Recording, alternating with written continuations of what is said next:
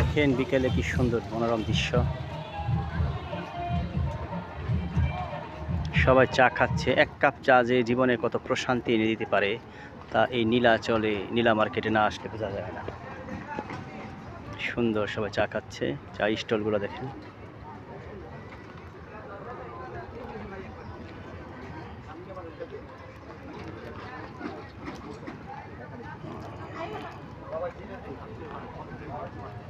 দেখেন সবাই কি সুন্দর চা খাচ্ছে। এই যেদিকে আরেকটা চার স্টল, মালাই চা পাওয়া যায় এদিকে।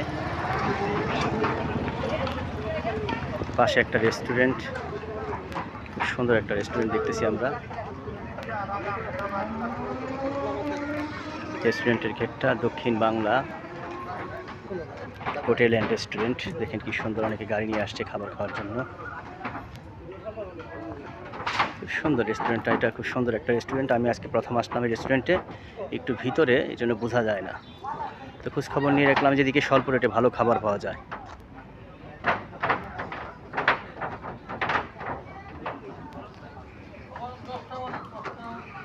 এরকম অসংখ্য রেস্টুরেন্ট আছে নীলা মার্কেটে।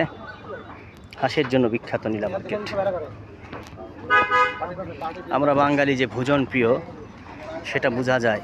অনেক দূর দূরান্ত থেকে গাড়ি নিয়ে মানুষ এদিকে খাবার খেতে আসে, হাঁসের মাংস খাওয়ার জন্য আসে। সে এক অনবদ্য অভিজ্ঞতা। জীবন যেন ফেসবুকের এক রঙিন কাভার। এটা এই নীলা আঁচল আসলেই, নীলা মার্কেটে আসলেই বোঝা যায়। দেখেন কি সুন্দর, সবাই খুব সুন্দর সময় কাটাচ্ছে।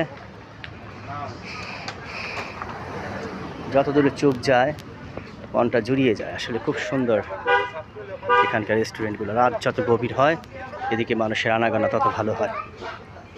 এই যে শেফ রান্না করতেছে হাঁসের মাংস।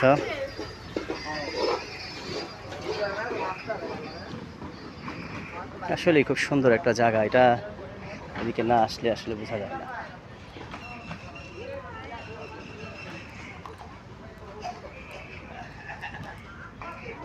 অনেক মানুষের আনাগোনা।